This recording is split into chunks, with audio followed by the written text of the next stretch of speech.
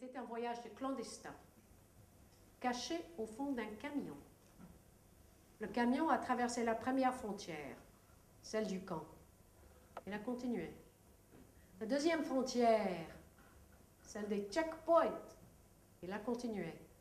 La troisième frontière, celle du pays.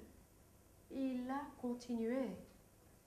Kader se trouvait en Jordanie. Il pouvait rester en Jordanie à condition de faire le service militaire. Jamais de la vie, s'est dit Kader. Il a donc continué, lui, en camion, en stop, parfois même à pied, avec une bonne carte. Hein. Ça sert de connaître la géographie pour ne pas tomber dans une rivière la nuit ou pour escalader une montagne enneigée. Il a traversé la Turquie, la Grèce, la Yougoslavie, l'ex-Yougoslavie, l'Italie. En Italie, on lui a volé tous les papiers, le nom et le téléphone de tous les passeurs. La Suisse. Et là, il s'est arrêté. Ah, pour une raison bien concrète. Hein. Il n'avait plus d'argent. Et ne pas avoir d'argent en Suisse, ça. Mais bon, ça lui plaisait. Trois cultures qui se côtoyaient dans un seul endroit, ça l'intéressait. Il parlait déjà le français, il voulait apprendre l'allemand, l'italien.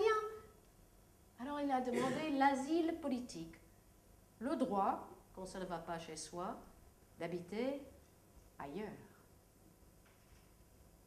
On lui a dit 6 mois d'attente seulement. Alors la première réponse est venue 6 fois 6 mois plus tard. 6 fois 6 mois. 3 ans plus tard, la réponse refusé. Pourquoi?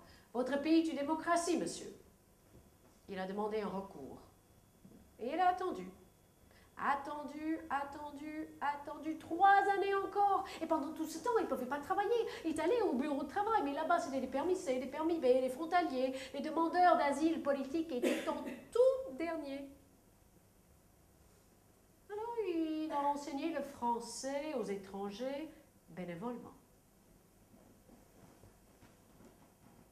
Et un soir, alors qu'il était au fond du trou, 2 yeux lui ont souri, les yeux d'un ange.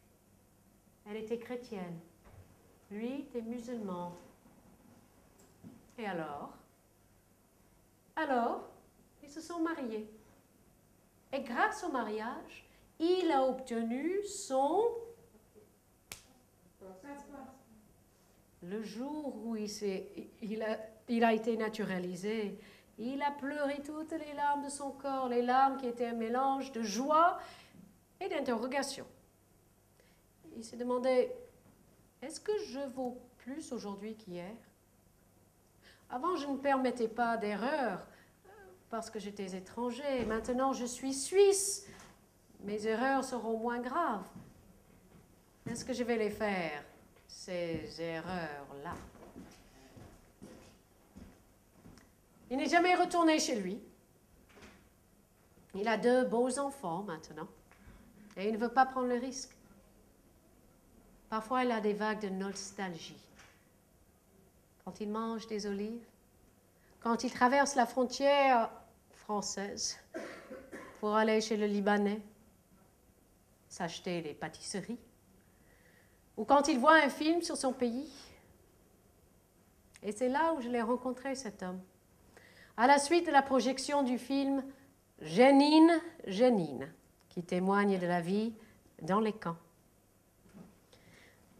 J'ai longtemps parlé avec Kader et il a conclu en disant ceci très précisément. Si j'imagine Jérusalem complètement chrétienne, elle est moche. Jérusalem complètement musulmane, elle est moche. Jérusalem complètement juive, elle est moche. Donc sa force et sa beauté se nourrissent de sa diversité, de sa multi-ethnicité. Le jour où on comprendra ça, on aura fait un grand pas